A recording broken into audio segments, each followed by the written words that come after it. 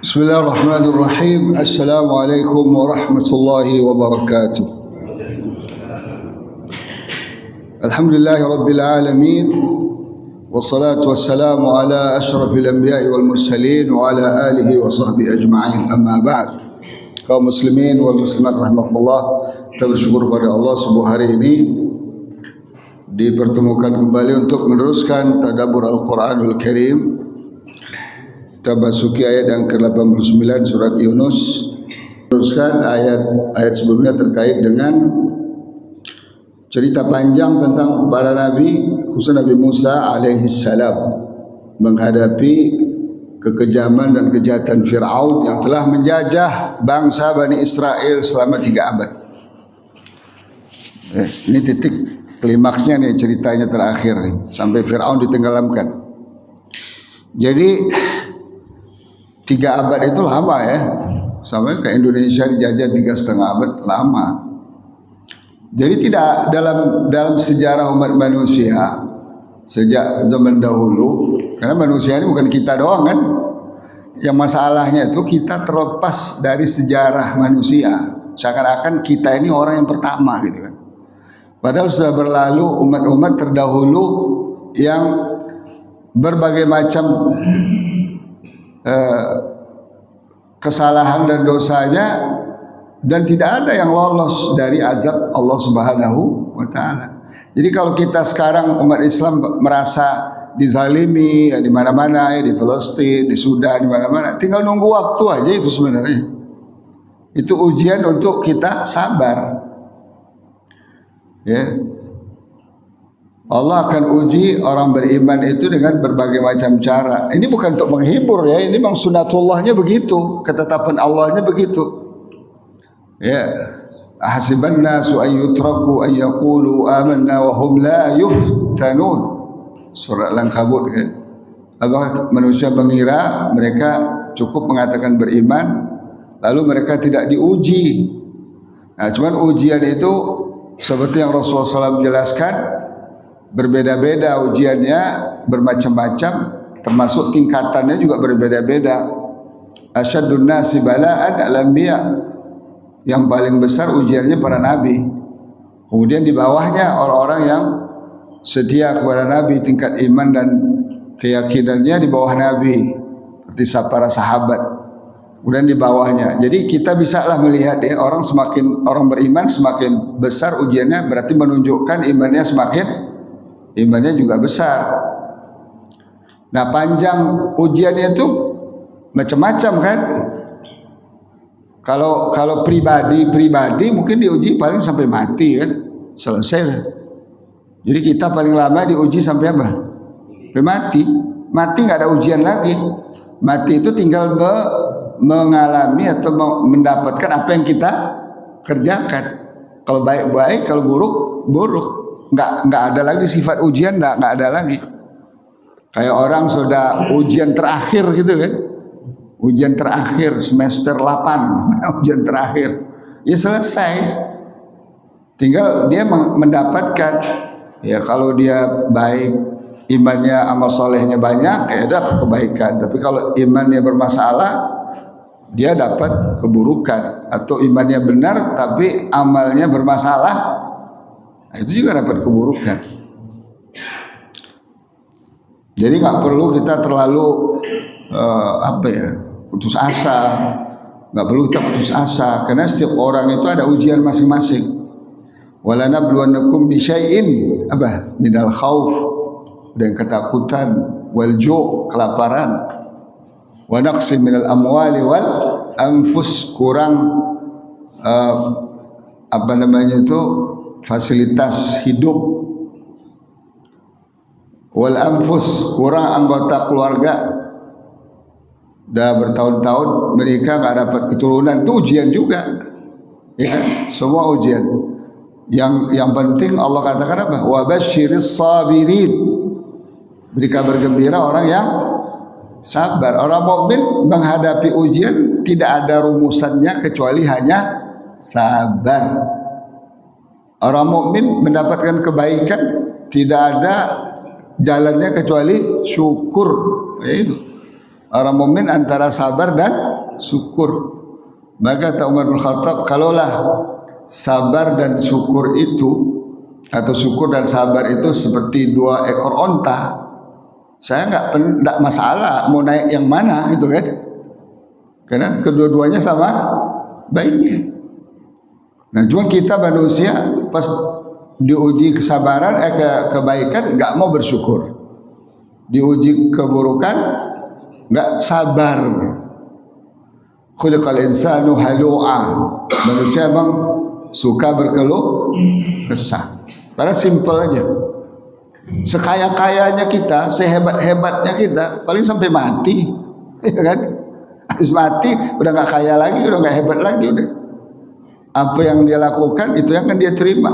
Jadi ngapain kita berpikir-pikir untuk penguasa sampai 7 keturunan, jadi enggak ada gunanya. Enggak ada gunanya. Mau kaya sampai menguasai dunia ini kan. Kecuali kalau semua itu digunakan untuk taat kepada Allah Subhanahu wa taala. Bolehlah kita berpikir atau berkeinginan kaya, berkeinginan penguasa gitu kan, tapi digunakan untuk taat pada Allah. Tapi bukan untuk mengajar kepentingan duniawi semata. Ini dari cerita kasus Fir'aun itu, keturunan Fir'aun ya, namanya Farainah, kerajaan Farainah, jamak dari Fir'aun. Ini yang diceritakan di sini ini menurut para ahli tafsir sejarah itu Ramses II, ya kan? Itu raja terakhir dari kerajaan Fir'aun setelah 3 abad menguasai Mesir, memperbudak, menjajah Bani Israel, keturunan dari Yakub, ya kan? Yakub punya anak 12. Ada namanya Yusuf, ada namanya Benyamin Netanyahu. Sekarang tuh niru-niru nama kakeknya itu. Tapi beda lah kan. Ada namanya Yahuda dan seterusnya. Nah, itu dibawa hijrah oleh Nabi Yusuf ke Mesir ketika beliau jadi raja di sana setelah dibuang oleh kakak-kakak saudara-saudara, termasuk Benyamin dengan saudaranya Benyamin, ya kan, berdua tuh kakak adik. Katanya dari ibu yang sama, yang lain itu dari ibu yang berbeda. Ibu ini penting banget ya. Kalau salah bibit, ya, bisa langsung menular penyakitnya. Kalau bapak belum tentu menular penyakitnya, ya kan? Nah, setelah Nabi Yusuf menjadi raja, jadi saudara-saudaranya ini tentulah terangkat derajatnya. Kayak sekarang juga lah kan, ada jadi menteri, jadi ini. Nah, setelah Nabi Yusuf meninggal, mulai mereka tuh menyimpang. Bahkan mereka katakan, la yab'atsallahu rasulah min ba'dihi rasulah. Allah enggak akan utus lagi nabi setelah Yusuf. Seenaknya kita aja lah hidup. Nah, kira-kira gitu kan.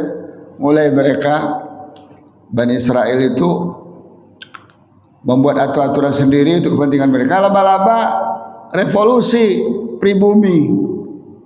Ya, dikuasailah mereka itu. Di situ mulai ceritanya tuh. Dibalas kan. Dijajah selama 3 abad sampai Allah utus Nabi Musa alaihissalam didukung oleh saudaranya Harun. Ya, cerita panjangnya udah kita lewati di surat Al-A'raf, kemudian di surat Yunus ini. Ini titik klimaksnya. Setelah Nabi Musa berdoa agar Fir'aun itu dihancurkan, jadi boleh nggak mendoakan penguasa zalim? Sangat boleh dan dianjurkan. Kan ada juga sekarang sok suci mereka kan, jangan doain dah penguasa zalim hancur, doain dapat petunjuk aja. Kalau Allah nggak kasih mau ngapain ente? Allah mau kasih, Allah kalau mau kasih Fir'aun petunjuk bisa kan? Tapi enggak, berdasarkan doa Nabi Musa dan Harun hancur dia. Itu pun juga setelah lama kejahatan dia.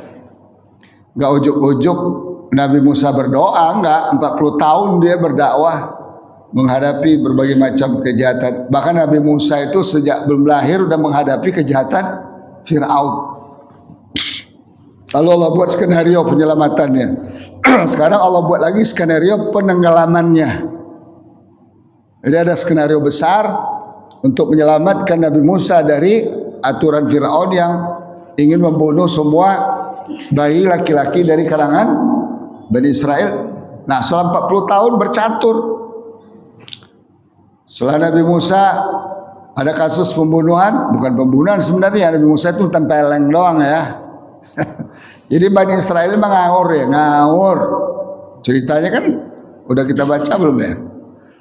Jadi ceritanya Nabi Musa setelah dipelihara di rumah Firaun itu, setelah dia remaja, badannya fisiknya besar dan keras. Allah udah rancang untuk akan mengalahkan penguasa besar itu kan. Terjadi kasus, dia lagi jalan-jalan di kota itu, di kota Mesir itu, di Kairo itu, terlihat orang berantem berdua. Dia dekat-dekatin, loh, ini yang satu ini Bani Israel, keturunan saya, saudara saya nih, suku ya. Yang satu ini orang pribumi. Tiba-tiba yang sukunya dia ini, Bani Israel ini, dia ngomong, Musa tolong saya mau dibunuh sama orang itu katanya. Ya Musa tentu terdorong kan, ditempeleng sama dia, mati tuh orang. Saking canggih, dia nggak pernah belajar kungfu, nggak pernah belajar boxing, nggak ada itu. Alami aja itu, mati kan. Dia ketakutan, nyesal, ini perbuatan setan nih, kenapa saya pukul tuh orang gitu kan. Enggak berapa lama, berapa hari, kelihatan lagi orang yang sama berantem lagi sama pribumi itu. Kata Nabi Musa, ini yang jadi masalah dia ini. Dia ngomong lagi, tolong dong saya. Nabi Musa bilang nggak bisa, kamu yang harus saya tempeleng. Kabur dia teriak-teriak. Ini orang yang membunuh orang kemarin katanya. Tuh lihat, Bani Israel lihat, Bani Israel lihat, ya kan? Jadi dia bisa muter balik, ya kan? Padahal dari tolong kemarin kan, baru ditolong kemarin beberapa hari yang lalu, karena dia nggak ditolong lagi, atau karena ingin ditempeleng, dia tahu kuatnya tempelengan Nabi Musa itu kan, dilihat mata kepala orang bisa mati kan, teriak-teriak dia, kan raja kan lagi mencari itu siapa yang bunuhnya orang kemarin kan, kedengaran lah sama intel lah kira-kira gitu ya, enggak, intel kerajaan, ya udah ketahuan. Nah, tiba-tiba datang orang, wajah rajul min aqsal Madinah, datang orang dari jauh berlari-lari, dia bilang innal mala'a ya'tamiruna liyaqtuluka. Saya dapat informasi ini raja dan para penguasanya lagi bukan musyawarah istilahnya, lagi berembuk untuk membunuh kamu katanya, karena udah tahu cerita yang membunuh kemarin itu kamu dari orang Yahudi tadi itu kan, bukan Yahudi belum ada, dari orang Bani Israel tadi itu. Kamu larilah. Nah, disitulah dia lari Nabi Musa itu. Saya lihat perjalanannya berapa? 700 kilo non-stop, tidak makan, tidak istirahat, tidak minum. 700 kilo sampailah ke Madian sono tuh. Itu di dekat Tabuk situ tuh. Jauh banget tuh ya. Tabuk itu perbatasan antara Jordan dan Saudi sekarang. Lari dia 700 kilo non-stop. Nah, disitulah dia ketemu orang lagi kerumunan kan. Dilihat ada dua wanita, datanglah naluri kebenaran. Nabi itu luar biasa ya. Kalau kita cuek aja lah, orang kita lapar, ya kan. Jadi setelah dia berhenti di bawah pohon, dia katakan, ya Allah saya butuh kebaikan. Dia nggak minta makan, nggak minta nasi, nggak minta kurma, saya butuh kebaikan. Kalau kita kan minta uang dong, minta ini dong, minta rumah dong, gitu kan. Untuk apa uang kalau nggak baik? Dari korupsi dapatnya, dari riba, dia tidak minta kebaikan. Kebaikan itu kan semua berarti kan, semua yang baik-baik. Nah ketika itulah dia lihat ada dua orang wanita lagi mojok, orang rame-rame, ya kan? Dan didatangi, ditanya, ngapain kalian di sini? Sore-sore, cuma dua orang wanita aja, harusnya laki-laki semua. Dia cerita orang tua kami udah tua, ya kan? Kami ditugaskan ngambil air untuk beri minum binatang ternak kami tidak bisa ambil kecuali setelah mereka ini pergi gitu kan. Wah datang, mana embernya kira-kira gitu ya. Dia terobos orang banyak itu, disingkirin, diambil, udah pulang, ya kan, bawa pulang. Ada yang berdoa sama Allah itu minta kebaikan. Tiba-tiba datang. Ya. Karena bapaknya bilang, "Kok kalian bisa cepat pulang sekarang? Ada apa?" Dibilang ada lelaki yang nolong kami gini. Wah, ini orang baik pasti kan. Nabi tentu berfikirnya juga kayak Nabi juga kan. Jadi yang Nabi, mertuanya Nabi siapa? Nabi Musa. Jadi kalau kita orang baik, mertuanya dapat yang baik juga. Kalau kitanya bejat, kadang-kadang dapat mertua bejat juga. Atau mertuanya baik, dapat mantu yang baik juga. Jadi kalau rumusnya ingin dapat mantu yang baik, kita harus jadi baik, calon mertua yang baik. Gitu. Kitanya buruk, tapi pengen dapat mantu yang sama aja. Orang bilang, "Ustaz, tolong cariin saya," katanya, "istri." Kriterianya apa? Saya bilang, "Dia hafal Quran," katanya, "cantik," katanya, "kaya." Dia bilang, "Kalau gitu mah saya duluan dong. Ngapain ngasih ente?" Ya kan? Perbaiki diri ente, nanti Allah kasih yang baik. Itu kan ada rumusannya kan? At-thayyibatu lit-thayyibin. Wanita-wanita yang baik Allah jodohkan dengan laki-laki yang baik. At-thayyibuna lit-thayyibat. Laki-laki yang baik pasti Allah jodohkan dengan wanita yang. Lah kalau terjadi sebaliknya gimana? Ujian dari Allah Subhanahu taala, ujian lagi kan. Secara umum pasti begitu. Nah, datanglah si perempuan diri malu-malu mengatakan Nabi Musa, kepada Nabi Musa, "Wahai fulan, kamu dipanggil orang tua kami untuk diberikan upah, ya kan? Untuk diberikan upah dari apa yang kamu kerjakan untuk kami." Wah, Nabi Musa, Masya Allah, baru ngomong minta kebaikan kan. Ya udah, sampai ketemu Nabi. Siapa Nabi? Apa dia? Nabi Syuaib, ya kan. Setelah ketemu Nabi Syuaib bilang, "Oh, apa kisahnya?" Dia ceritalah, dia lari dari Firaun gini. Insya Allah nanti aman. Di sini nanti jaga aman. Sekarang gini deh, ya, sebagai kebaikan kamu kepada keluarga saya ingin menikahkan salah satu di antara dua putri saya ini. Kamu pilih aja. Waduh, enak banget ya. Minta nasi dikasih, dapat apa? Istri. Yang otomatis bukan aja istri, ternyata Nabi Musa langsung diangkat menjadi direktur peternakan. Wah. Dia bilang, "Tapi dengan kontrak 8 sampai 10 tahun kamu harus tinggal di sini." Ya nggak apa-apa, tapi saya siap aja. Disitulah dia tinggal kan. Nah, setelah sampai kontraknya habis 8-10 tahun, Allah suruh Nabi Musa pulang ke Mesir untuk mendakwahi Fir'aun dan kaumnya di sana. Itu ceritanya. Nah, setelah didakwah 40 tahun, ribet kan.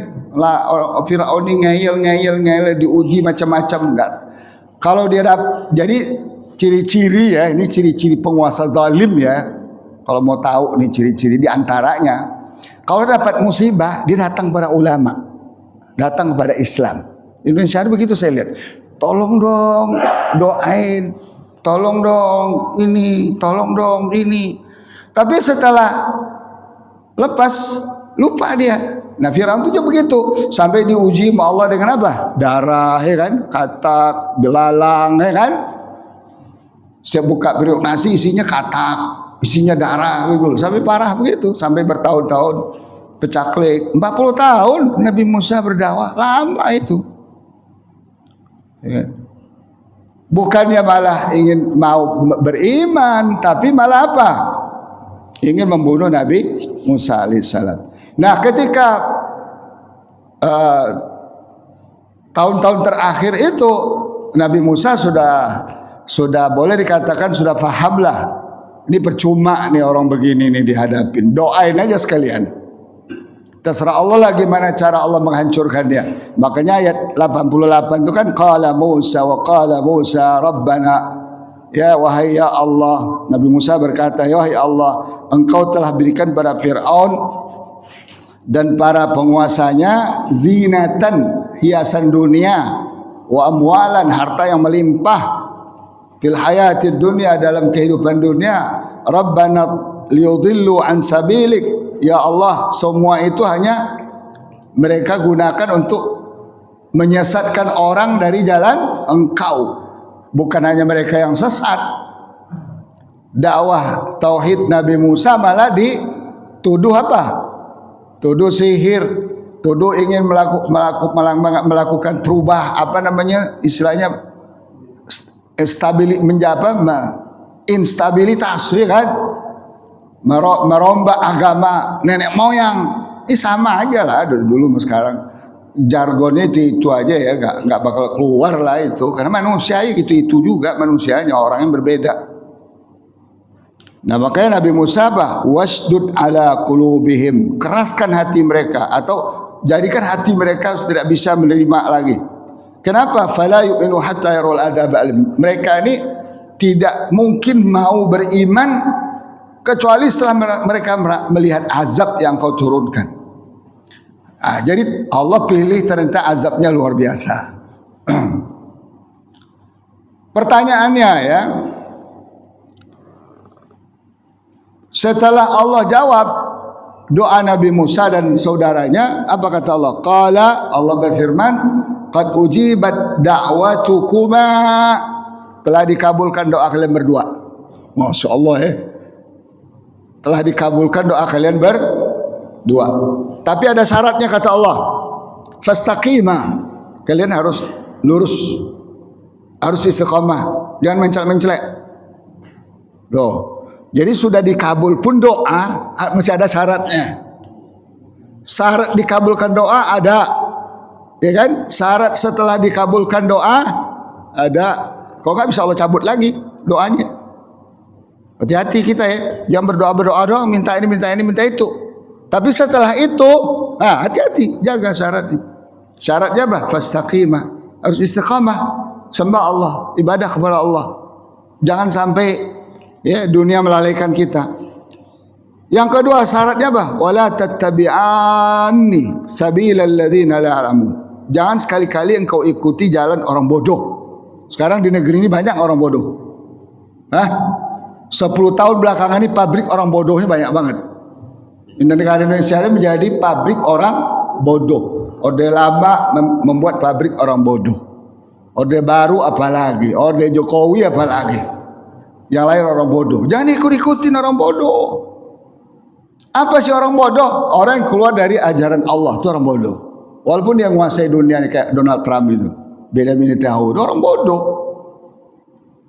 Karena dikira mereka tuh lepas dari kontrol Allah Subhanahu wa Ta'ala, itu orang bodoh. Umpamanya gini, simpel sederhananya. Kan ditulis-tulis tuh di depan rumah, di gedung-gedung, awas ada CCTV. Kan? Benar nggak? Kira-kira orang yang tahu itu berani nggak melakukan kejahatan dia? Nggak dong. Takut dia kan? Ini Allah tahu, lihat. Ya kan? Begitu juga kita sebenarnya. Orang bodoh adalah orang yang melanggar aturan Allah. Dia kira Allah tidak lihat, tidak tahu, tidak ada perhitungan. Orang bodoh tuh. Awas jalannya kelok-kelok. Dia main tancap aja ke gasnya. Nabrak kan? Awas penyeberangan orang, awas penyeberangan alat berat. Kan banyak tuh. Belok kiri, tikungan, kurangi kecepatan. Kalau orang bodoh apa? Hantam aja. Jadi orang bodoh itu orang tidak tahu petunjuk Allah Ta'ala. Makanya Al-Quran apa? Hudan lil muttaqin, tulin nas. Jadi manusia bodoh adalah manusia yang tidak ikutin petunjuk Allah, tidak takut atas kontrol Allah, CCTV Allah. Nah, Fir'aun ini bagian dari orang bodoh dalam sejarah. Dia kira dengan melawan Nabi Musa, Nabi Harun, dengan mengerjain Bani Israel, dengan menjajah mereka, menyiksa mereka, menghina mereka, melakukan kezaliman, menghambat orang dari jalan Allah. Orang tidak boleh ikut Nabi Musa, tidak boleh ikut Nabi Harun. Dia kira dia aman, ya kan? Dia kira aman. Padahal Nabi Musa sudah berdoa. Ada nggak doa Nabi yang nggak dikabulin? Nggak ada. Ya makanya kita harus ikut Nabi kalau mau dikabulin doa kita. Doa kebaikan maupun doa keburukan kepada untuk orang-orang jahat. Nah Allah katakan apa? Qala qad ujibat da'watukuma. Ya. Fastaqima. Allah mengatakan doa kalian berdua sudah dikabulkan. Istiqomahlah kalian di jalan Islam ini, jalan Taurat itu dan jalan agama Allah itu. Yang kedua apa? Jangan kamu sekali-kali berdua mengikuti jalan orang yang la ya'lamun, tidak mengenal Allah. Kalau bagi kita mungkin masih nambah tuh doanya. Ya Allah, lihatin dong apa maunya, apa siksanya, apa azabnya kan. Nabi enggak. Terserah doa dikabulin. Coba lihat skenario Allah. Kalau kita mungkin ya turunkan kepada mereka tuh kirim burung ababil agar hancur bagaimana kayak Braha itu kan. Atau kirimin mereka itu apa? Hujan batu. Sebenarnya dikirimkan kepada kaum Nabi Lot, kirimkan mereka banjir sebagaimana dikirimkan kepada kaum Nabi enggak. Jadi gini ya Mas Mahullah ya. Minta kebaikan, kalau kita mau kebaikan kayak tadi kan, terserah Allah lah mau kasih kebaikannya apa. Pasti jauh lebih baik, lebih hebat dari apa yang kita bayangkan. Kita kebaikan. Maka Rabbana atina fid dunya hasanah, kebaikan. Ya kan? Kemudian kalau kita merasa dizalimi orang atau penguasa dan kita udah enggak tahan dan kita memang sudah saatnya berdoa, doanya secara umum, ta'azab dia, selesai.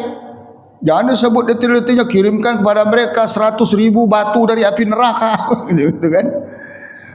Ya kan? Nanti Allah yang akan menentukan azab yang terbaik untuk mereka, azab yang pas untuk mereka. Nah, mari kita lihat apa azabnya. Wajawazna bi bani Israil al-bahra. Jadi Allah turunkan firman-Nya. Di sini kan cerita singkatnya nih, ada cerita panjang sebelumnya. Ya, Allah berkata kepada Nabi Musa, wahai Nabi Musa, bawa kaummu lari sekarang juga. Kemana?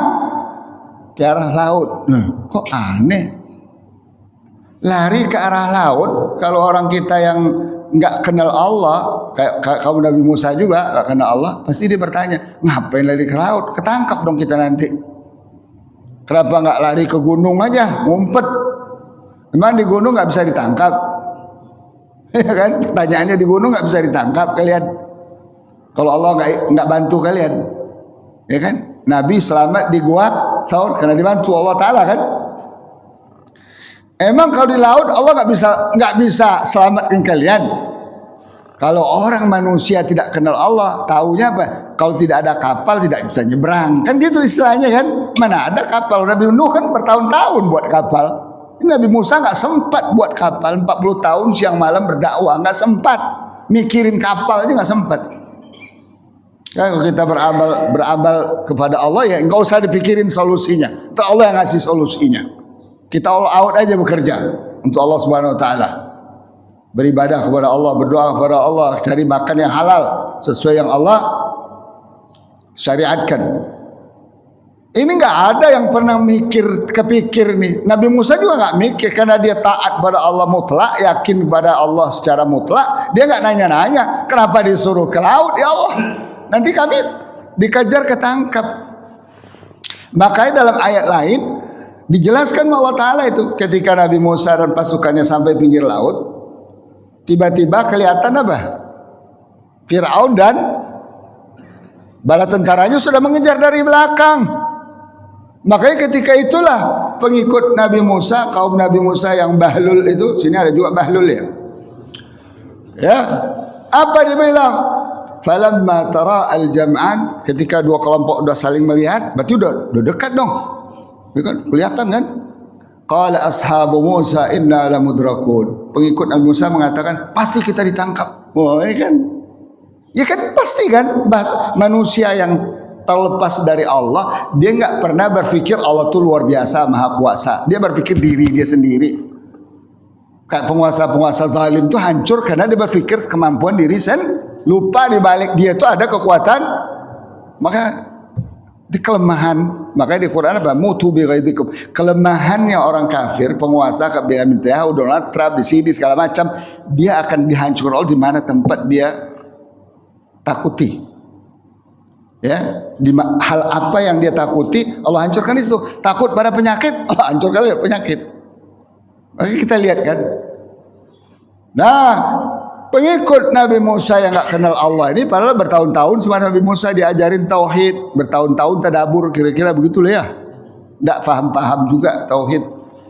Dia bilang pasti kita ditangkap. Apa kata Musa? Qala kalla, mustahil kata Nabi Musa. Inna ma'iya rabbi sayahdin, bersama saya ada Allah yang akan berikan jalan keluar. Ya kan? Berikan jalan ke kita kan enggak punya kuasa untuk memilih dan mencari jalan keluar itu kecuali yang Allah pilih untuk kita. Kecuali yang Allah tetapkan untuk kita, pasti itu yang lebih baik, ya kan? Lalu Allah katakan apa? Setelah Nabi Musa mengatakan, fa'auhayna ilaihi, kami wahyukan pada Nabi Musa, anidrib bi'asakal bahar, pukulkan tongkat kayumu. Nabi Musa itu punya tongkat kayu, ke Indonesia doang punya tongkat kayu. Nabi Musa juga punya tongkat kayu. Fanfalaqa, terbelah dualah laut itu. Lalu setiap golongan melewati. Pas golongan Nabi Musa sampai, golongan Fir'aun di tengah-tengah, Allah pertautkan ke dalam. Bagi Allah simpel kan? Jadi makanya bagi Allah simpel tuh menenggelamkan Netanyahu di Palestina itu simpel. Jangan-jangan nanti torongan Hamas itu terbuka semua, masuk di situ, Allah tutup kan? Selesai. Ya kan? Makanya mereka nggak berani masuk terowongan, nggak berani sama sekali. Karena torongan itu jebakan-jebakannya banyak. Jadi Hamas itu punya torongan banyak. Ada torongan jebakan yang hanya 50 meter, 100 meter, dibuat bagus-bagus. Masuk ke situ, isinya udah bom semua, selesai kan. Ada torongan yang berat itu torongan sarang laba-laba. Kayak blockchain itu kan. Atau blockchain kan? Kayak sarang laba-laba itu. Semua punya pintu nggak jelas. Dapat pintu ini tertutup, selesai kan.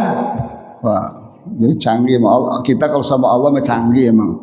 Kalau mau bodoh terus ya jangan jauh dari Allah. Insya Allah lahir orang-orang bodoh memimpin kita, menguasai kita. Jadi begitu ceritanya. Wajawazna bi Bani Israel. Kami loloskan Bani Israel melewati laut. Ya. Al-bahra fa'atba'ahum Fir'aun wa junuduhu baghyan wa adwa. Lalu seharusnya kalau mereka, coba lihat, tipu daya Allah tuh luar biasa kan. Seharusnya kalau mereka punya otak nih, mana ada air terbelah, laut terbelah, ini jebakan pasti ini. Setelah dia lihat pengikut Musa dan pengikut Nabi Musa lewat, kita nggak usah ikut, harusnya gitu kan. Tapi itulah jebakan Allah Ta'ala. Fayakiduna kaidan inna kaida syaitani kana dha'ifa.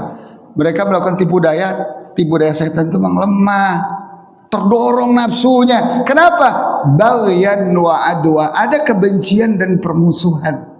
Orang kalau udah benci dasar hidupnya, permusuhan dasar hidupnya, otaknya jongkok, nalurinya mati, kecerdasannya hilang. Maka dalam Islam, walaupun kita berperang melawan Netanyahu bukan karena permusuhan, bukan karena kebencian, karena untuk menyetop kejahatan dia. Ya, Allah kata apa? Hatta la takuna fitnatun wa yakuna ad-dinu kulluh. Kenapa kita harus berjihad lawan orang kafir yang merangi kita? Untuk menyetop kejahatannya. Bukan karena kita benci pada pribadi dia, tidak. Kalau dia berhenti, fa in tahau, kita juga berhenti. Coba kalau Netanyahu bawa pulang semua orang Yahudi yang hampir 7 juta orang di Palestina itu, yang Jerman pulang Jerman, yang ini pulang orang Islam nggak akan angkat senjata kan? Benar nggak? Kayak Sudan itu, kalau nggak dibayar sama Emirat Arab pembunuh-pembunuh, ya tentara-tentara bayaran Hamidati grup itu nggak akan dilawan. Nggak boleh kita menganiaya orang, ya kan? Tanpa alasan yang hak. Cuman mereka dasarnya dibalik, dibilang Hamas yang apa? Yang teroris. Hamas dia menjajah Amerika atau Amerika menjajah Palestina. Coba lihat. Malam kemarin saya ngisi di Bukit Cengkeh, itu judulnya Palestina hari ini dan esok, sekarang yang akan datang.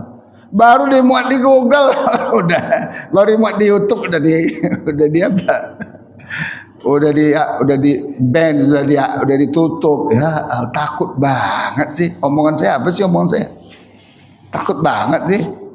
Kalian akan mati dalam ketakutan, percayalah. Mati kalian akan ketakutan, tinggal nunggu waktu aja. Hatta kita umat Islam tidur semua, Allah akan ngatur caranya. Apalagi umat Islam sudah mulai bangkit sekarang kan. Nah, coba lihat. Fa'atba'hum Fir'aun wa junuduhu baghyan wa adwa. Lalu dibuntuti, diikuti dari belakang oleh Fir'aun dan pasukannya baghyan karena kejahatan, kezaliman, wa adwa karena permusuhan. Coba kalau akal sehat, ini air terbelah. Aneh ini, fenomena alam ini. Paling tidak dia ngomong gitu, paling tidak kan. Lupa dia jebakan Allah. Pas Nabi Musa, Harun dan pengikutnya lewat sana, mereka baru di tengah-tengah, Allah bertautkan. Lalu tenggelamlah mereka hatta idza adrakahul gharaqu. Lihat. Lalu ketika tenggelam, al-gharaq apa artinya? Tenggelam. Adraka mendapatkan. Jadi tenggelam. Tenggelam itu yang mendapatkan mereka, bukan mereka yang dapat tenggelam. Coba lihat. Berarti ada skenario kan? Mati yang dapatin kita, bukan kita yang dapat mati. Kita mau gini-gini aja, cuma mati yang ngejar. Aina mata kuno, ya, dimanapun kamu berada, ya, kamu akan dikejar oleh kematian. Jadi jangan cari-cari mati ya Pak ya. Nggak perlu cari mati itu, mati yang ngejar kita. Harus paham kita ya skenario Allah ya.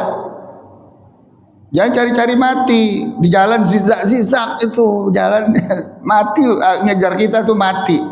Ini sama juga, ada skenario menenggelamkan. Ketika itu udah mengap-mengap, baru dia katakan apa? Qala amant. Fir'aun berkata, saya beriman annahu, sesungguhnya la ilaha, tidak ada ilah yang berhak disembah illalladzi amanat bihi banu Israil, kecuali zat yang beriman kepadanya Banu Israel. Apa dia malu-malu juga nyebut Allah, yang malu-malu. Lihat, coba lihat. Ya kan? Antara butuh enggak butuh dia. Enggak mau beriman, napas sudah tenggorokan. Mau beriman malu-malu. Kita jangan begitu ya. Iman beriman aja. Allah la ilaha. Jangan bilang Tuhan. Bah, kalau Tuhan tuh jadinya. Saya beriman pada Tuhan. Coba terusin. Saya beriman pada Tuhan hantu. Saya beriman kepada Allah. Barulah Tuhan Maha Penguasa, kan? Maha Pengasih Penyayang. Barulah kan? Indonesia ini sama aja, kata Allah, kata Ilah, kata Rabb, sama aja. Berarti tiga ini beda artinya. Ya. Wa ana minal muslimin, baru ngaku saya bagian dari kaum muslimin. Coba lihat, agama Nabi Musa Islam, agama Nabi Ibrahim Islam, agama Nabi Nuh adalah Islam. Gak ada Yahudi Nasrani itu karang-karang. Gak ada itu agama yang diterima Allah, cuma Islam. Inna dina indallahil Islam. Dia kira Allah bisa dikelabui. Lalu Allah jawab, al-ana, kok sekarang baru ente beriman? Min qablu, dari dulu. Wa kunta minal mufsidin, dari dulu ente jadi orang perusak agama, perusak masyarakat, perusak manusia, perusak hewan, perusak alam, perusak lingkungan, perusak moral, akhlak. Istilahnya kemana aja ente 40 tahun didakwain oleh Nabi Musa. Bukannya ente terima, malah ente lawan, ente ingin hancurkan. Jadi jangan begitu kita nanti jamaah ya. Udah tenggorok, kenapa tenggorokan baru belajar ngaji gitu loh. Allah bilang nanti kemana aja ente dulu. Baru baca la ilaha illallah. Dulu waktu lisan ente masih sehat, badan masih sehat, kok nggak mau baca la ilaha illallah? Nggak mau berzikir, nggak mau baca Quran, nggak mau belajar Islam? Ini akan kenapa Allah ceritakan? Nanti ada ayat berikutnya. Ada pelajaran bagi kita. Bisa kita ngalamin nasib yang sama dalam konteks yang berbeda. Nanti setelah kita lihat malaikat maut atau merasakan malaikat maut udah mulai pegang-pegang kepala kita kan, baru ya Allah saya mau ke masjid, nggak ada gunanya lagi udah. Dulu kemana aja ente, kata Allah Ta'ala, kata malaikat, kemana aja ente? Ya Allah saya mau hadir dulu hari Sabtu tadabur, jangan matiin dulu nunggu hari Sabtu. Allah katakan kemarin kemana aja ente, udah bertahun-tahun tadabur, kemana aja ente? Saya mau sholat, saya mau duha, saya mau tahajud, saya mau bersedekah. Ya kan? Kan ada di surah Al-Munafiqun kan? Ya Allah, makanya zaman sekarang semakin kita baca Quran, paham Quran, semakin apa ya? Dari satu sisi semakin mengerikan. Dari satu lihat nasib kita yang lalai begini kan? Dari satu sisi solusi. Terdapat solusi jadinya. Terdapat solusi. Datanglah sekarang kepada Allah, kepada kitabullah. Jangan nunggu sakaratul maut. Enggak ada cerita. Oh kan dibacain orang nanti Quran. Iqra'u ala mautakum surat Yasin. Nanti dibacakan orang Yasin. Yang baca yang dapat. Kita belum tentu dapat. Kan didoain orang nanti, Allah mahawin alaihi sakaratil maut. Mudahkan dia sekarang. Iya, kalau ente beriman beramal saleh, kalau enggak dapat. Bertarunglah sendiri melawan malaikat maut. Orang banyak cengesan di sekitar ente enggak bisa ngomong aja, enggak bisa. Mengerikan. Baca akhir surat Al-Waqi'ah tentang sakaratul maut tu. Falaula idza balagatil hulqum. Bagaimana nanti ketika napas Anda berada di Fir'aun? Ya, saya beriman, saya masuk jadi orang Islam. Allah jawab, al-ana. Kok sekarang ente baru beriman? Sudah nyawa di tenggorokan. Wa qad asaita qablu. Seumur-umur ente jadi durhaka. Seumur-umur ente jadi pembangkang. Wa kunta minal mufsidin. Ente bagian dari orang yang merusak. Wa idza qila hum la tufsidu fil ardi qalu innama nahnu muslihun. Rusaknya orang yang tidak dapat hidayah ini, dia neracanya terbalik.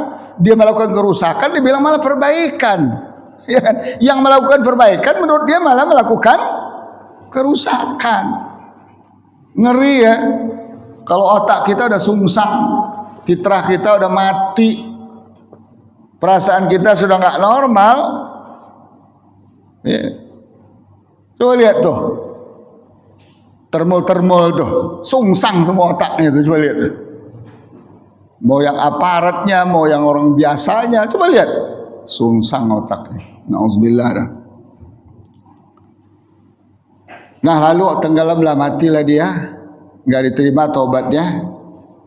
Bahkan di ayat lain dikatakan di Fir'aun dan pasukannya itu, keluarganya itu diazab 2 kali setiap hari, pagi dan sore. Oh dia kan sekarang ada mumi. Iya, kita aja nggak tahu. Mumi kan fisiknya, ruhnya kita nggak tahu. Yang diazab itu apa? Ruhnya yang diazab. Kalau fisik hancur diganti, itu fisik yang lain. Kalau ruh sejak Allah tiupkan nyawanya ke kita, abadi sudah. Yang masuk surga itu, yang masuk neraka itu, yang diazab kubur itu, yang dapat nikmat kubur ya itu. Lalu Allah punya skenario, ternyata ditenggelamkan dia di laut. Falyawma nunajjika bibadanika. Pada hari ini kami selamatkan fisikmu. Lihat, selamatkan fisikmu. Litakuna liman khalfaka ayah, agar jadi pelajaran bagi orang yang datang setelah kamu, kita diantaranya. Makanya setelah saya pernah ke Mesir lihat mumi Fir'aun, saya bilang, alhamdulillah saya dapat pelajaran dari ente. Terima kasih Fir'aun, saya bilang. Tapi nggak boleh digedein suaranya, ditangkap sama Intel Mesir. Menghina, tuduhan penghinaan, pasal penghinaan, pencemaran nama baik. Ya kan? Sekarang dibangun patung-patung Fir'aun sebuah gede banget oleh Asisi sekarang. Tiba-tiba ada anak muda Mesir bacain ayat-ayat ini sama dia, ditangkap dia sekarang. ditangkap. Jadi Fir'aun itu dihidupkan lagi sekarang sama As-Sisi itu. Wah, miliaran, ratusan miliar lah biaya anunya tuh, muthafnya itu. Kabar-kabar Fir'aun, na'udzubillah. Tapi bagus juga lah jadi pelajaran. Wa inna katsiran minan nasi an ayatina laghafilun. Banyak manusia lalai dari ayat kami. Jadi kalau kita lalai dari Fir'aun ini, kita termasuk ini berarti. Kita nggak bisa ambil pelajaran dari Fir'aun ini. Ya Allah, coba kalau kalau Nabi Musa dan kaumnya lari ke bukit, ke gunung sampai ke daerah Kanaan sana, arah Tabuk, ya, tiba-tiba di tengah jalan Allah kirimkan azab, matilah si Fir'aun. Kira-kira bisa kita lihat nggak bangkainya? Nggak akan lihat. Karena kalau mati di padang pasir begitu, kalau nggak dimakan serigala, dimakan burung-burung, kita nggak akan lihat. Tapi karena dia tenggelamkan di laut, kita bisa lihat. Nah, itulah yang membuat saintis Prancis Maurice Bucaille masuk Islam. Saya ketemu beliau tahun 96. Ya. Jadi dulu kan yang menemukan bangkai Fir'aun bergeletakan di pinggir laut Merah itu kan pasukan Prancis tahun 18 sekian ketika mereka ingin menguasai Mesir. Ya, kelihatan, ada bangkai bergeletakan. Cari-cari mereka di kitab Taurat Injil. Wah iya ini Fir'aun kayaknya nih. Ada dibawa ke Prancis. Ditaruh digeletakin tuh di Prancis tuh. Mereka nggak bisa jawab kenapa bisa bangkai ribuan tahun gini masih ada gitu kan. Nah setelah Mesir merdeka diminta itu mumi dibalikin, ditaruh di sebuah museum gitu. Nah pemerintah Prancis mengirimkan tim ya analisa. Ya, ini kenapa bangkai ini bisa bertahan lama ribuan tahun begini? Kan dari Nabi Musa ke kita tuh 4000 tahun. Tahun 18 ya sekitar 3100 tahun lah gitu kan. Si Maurice Bucaille bawa tim didampingi oleh tim Mesir Muslim. Ya, sejahil-jahil orang Islam kalau baca Quran pinter ya. Sebodoh-bodoh orang Islam kalau baca Quran, paham Quran lebih pintar dari ilmuwan barat. Nah, Maurice Bucaille bolak-balik dikali bedah kan, nggak nemuin apa ini membuat mereka kan ingin cari ilmu pengetahuan kan, mana tahu nanti kalau Presiden Prancis mati bisa beribu-ribu tahun ininya kan. Nah, ada seorang dokter Muslim tuh ceritanya, dibilang Maurice Bucaille, kalau kami sih gampang itu katanya memahaminya. Apa? Dibaca ayat ini nih. Pada hari ini hatta idza adrakahul gharaqu, sampai tenggelam, terus pada hari ini kami selamatkan bangkainya untuk jadikan pelajaran. Oh gitu ya kata Maurice Bucaille. Mana ayatnya, Qur'annya? Baca ayat ini nih, dibaca. Langsung dia kebayang tuh.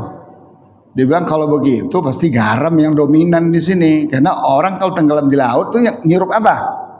Garam. Makanya kita makan ikan asin yang kita goreng kemarin itu dari bagian si api-api sana entah berapa tahun tuh. Jadi garam kan, padahal garam Laut Merah itu garam terkental di dunia, terasin. Ya udah dibedah, benar isinya garam semua. Masuk Islam lah beliau itu sampai menulis buku Science, Bible and Quran. Buku itu langsung dihancurin sama Yahudi. Berapapun dicetak, dibeli, dibuang, dibakar. Dia cerita ke saya tahun 96. Jadi, jemaah subhanallah, ini dokter Mesir tidak terkenal kan, tapi dia ilmunya lebih hebat daripada dokter yang terkenal. Maurice Bucaille itu terkenal, dokter kelas dunia lah, ahli bedah. Nah jadi kaum muslimin rahimakumullah, ya. Setelah mereka tenggelam, umat Nabi Musa diberi Allah tempat yang baik. Walaqad bawwa'na bani Israila mubawwa'a sidqin. Kami telah tempatkan Bani Israel tempat yang benar. Jadi kita harus mau tempat yang benar ya. Ya. Ini kayaknya kita ini lahir tempat yang kurang benar nih. Takdir lah kita terima ya enggak, kita lawan aja dah. Ya. Ya mana 80 tahun merdeka tambah ancur. Kan enggak benar berarti kan? Wa razaqnahum minat thayyibat. Kami beri mereka rezeki yang baik-baik, bahkan diberikan mereka rezeki apa? Makanan dari surga. Jadi setelah mereka terkutang-katung di gurun Sinai itu ngayal sampai Allah laknat, sampai Allah suruh masuk Palestina enggak mau, sampai Allah laknat. Ya, sampai diberikan makan, famakhtalafu. Mereka tidak berselisih, ribut aja. Jadi bawaannya Bani Israel itu sejak mereka berkonspirasi ingin membunuh Nabi Yusuf. Jadi entah berapa ribu, 5.000 tahun yang lalu otaknya itu apa? Ribut aja. Famakhtalafu hatta ja'umul, sampai datang ilmu, turun Taurat, tetapnya mereka ribut. Turun Injil, tetap mereka ribut. Turun Al-Quran, tetap mereka ribut. Nah, Allah bilang kalau soal Bani Israel urusan saya deh. Inna rabbaka yaqdi bainahum yawmal qiyamati fima kanu fi yakhtalifun. Sesungguhnya Allah lah nanti akan memutuskan di antara mereka pada hari kiamat terhadap apa yang mereka perselisihkan. Bani Israel itu berubah menjadi Yahudi dan Yahudi tidak percaya kepada Injil. Kenapa nggak percaya? Taurat Allah yang menurunkan, Injil Allah yang menurunkan. Lah berubah jadi Nasrani. Nasrani ada Katolik, ada Protestan, ada Ortodok dan banyak lagi. Nggak percaya pula sama Quran. Apa yang membuat ente nggak percaya sama Quran? Taurat Allah menurunkan, Injil Allah menurunkan, Quran menurunkan. Makanya beruntunglah kita. Kita beriman pada Taurat, beriman kepada Injil, beriman pada Quran. Cuma hukum yang berlaku adalah Al-Quran. Ya Allah, beruntung banget jadi orang Islam ni ya.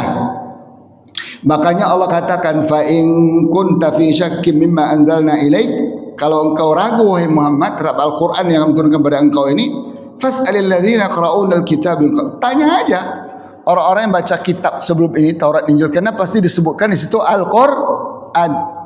Ya, fit Taurati wal Injil wal Qur'an, pasti Allah ceritakan begitu. Laqad ja'akal haqqu min rabbika fala takunanna minal mumtarin. Telah datang Al-Quran ini dengan hak, agama ini dengan hak. Jangan sekali-sekali ragu. Jadi kalau ada orang Islam ragu sama Quran, ragu sama Islam, ya nggak usah jadi orang Islam lah. Percuma itu, nggak Allah terima itu. Kita ini harus apa? Yuqinun, yakin. Yu'minun, beriman. Nggak boleh ragu-ragu. Sekarang banyak orang Islam ragu sama Quran, makanya nggak dipakai-pakai Al-Quran. Dibaca juga enggak. Wala takunanna minal ladzina kadzdzabu bi'atillahi fatakuna minal khasirin. Jangan kamu sekali-kali menjadi orang yang menolak ayat Allah, menuduh ayat-ayat Allah ini bohong, nanti kamu sendiri yang rugi. Lihat tuh Firaun. Kan begitu kan? Lihat tuh cerita Firaun dan bala tentaranya. Innal ladzina haqqat 'alaihim kalimatu rabbika la, orang yang pantas sesat kayak Firaun, bala tentaranya enggak akan bisa beriman. Kita harus cerdas ya. Lihat orang-orang ini pantas gak dia. Makanya zaman Orde Baru dulu setelah Soeharto jatuh, dia nanti akan taubat. Saya bilang gak bakal. Bukan saya mendahuluin takdir, karena kejahatannya luar biasa. Orang disuruh musyrik se-Indonesia sama dia, mempertuhankan Pancasila. Iya kan? Asas tunggal, suruh musyrik kita. Pancasila harus diatur agama. Wah, itu kalau kita meyakini Pancasila, apa pula bukan Pancasila, demokrasi di atas Islam, langsung batal iman kita itu. Nggak Allah terima lagi sholat, percuma kita nungging-nungging, percuma ke Mekah, percuma kita kerja keras untuk membantu Palestina, nggak ada gunanya. Ya makanya kita harus paham Islam yang benar ya, agar kita nggak rugi dunia akhirat. Walau ja'at kullu ayatin hatta, kalaupun semua ayat Allah datang kepada mereka, mereka tidak akan kunjung beriman hatta melihat azab sekalipun. Ya, paling ya kayak Fir'aun datang tenggorokan, nak nyawa baru beriman ya. Ya Allah. Kayak kita bersyukur dapat hidayah dan berdoa sama Allah agar hidayah ini dijaga sama Allah dalam diri kita. Jangan sampai goyang. Dunia ini boleh goyang, ya, dunia ini boleh kacau, tapi iman kita jangan goyang, jangan kacau, jangan berubah. Maka Rasulullah SAW, satu doa yang paling banyak dibaca Rasulullah SAW, ya muqallibal qulub sabbit qalbi ala dinika wa ta'atika. Jangan tertanam sedikit pun keraguan pada Islam. Bahwa kita belum faham, ayo belajar. Kita belum bisa mengamalkan, ayo berupaya. Kan gitu kan? Tapi jangan sampai apa? Meragukan. Sekarang ini kalau kita buat survei Indonesia, jangan 90% orang Islam Indonesia ini ragu pada Al-Quran, ragu pada Islam. Ngeri kita. Buktinya apa? Nggak mau pegang Quran, nggak mau baca Quran, nggak mau. Bukti orang yakin itu apa? Perhatian kan? Saya yakin nih dengan kursus ini saya bisa cari kerja. Contoh sederhana ya kan? Makanya dia sungguh-sungguh kursus, sungguh-sungguh belajar. Hanya untuk sekedar cari kerja. Ini mencari ridha Allah Ta'ala dunia akhirat. Coba lihat perhatian orang kita sama Quran. Ya, makanya bapak sekalian, ibu sekalian, saya kan udah tua, nggak ada tua-tua. Sama. Ketika kita sadar, itulah kesempatan terbaik kita untuk mendekatkan diri kepada Allah melalui Al-Quran, ajaran Al-Quran, ajaran Sunnah Rasulullah SAW.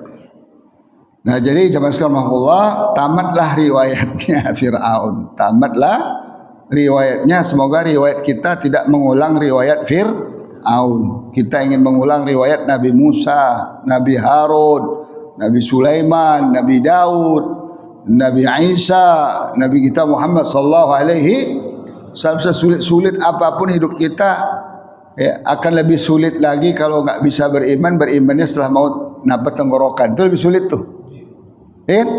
Udah tenggorokan dari ya Allah, saya mau baca Quran. Allah no. Kemana aja ente? Al-ana. Kok sekarang baru? Dan kita, ya kita semua tanpa kecuali nggak tahu ajal kita kapan tiba kan masalahnya. Jangan dikira orang yang sakit dulu mati, belum tentu. Jadi kira kita sehat-sehat, saya kan belum ada keluhan. Ajal tuh nggak lihat keluhan dia, malah yang ngeluh-ngeluh malah nggak datang-datang ajalnya, kan? Nah jadi ya Allah, gunakan sisa-sisa kesempatan ini, ya agar nanti ketika saktul maut kita lega, kita insya Allah diperlihatkan Allah kebaikan-kebaikan yang kita lakukan. Jangan menunggu orang, jangan buang-buang waktu, jangan menunggu orang. Orangnya nggak ada, ya saya lah orangnya. Ya, jangan nunggu orang lu baru baca Quran, ya nunggu orang lu belajar Quran. Enggak, kita lah orangnya. Karena cerita Fir'aun jelas, jangan mengulang cerita. Fir'aun udah tamat riwayatnya, tapi ceritanya masih ada, bangkainya juga Allah selamatkan. Demikian, semoga tadabbur kita semakin bermanfaat untuk kehidupan kita.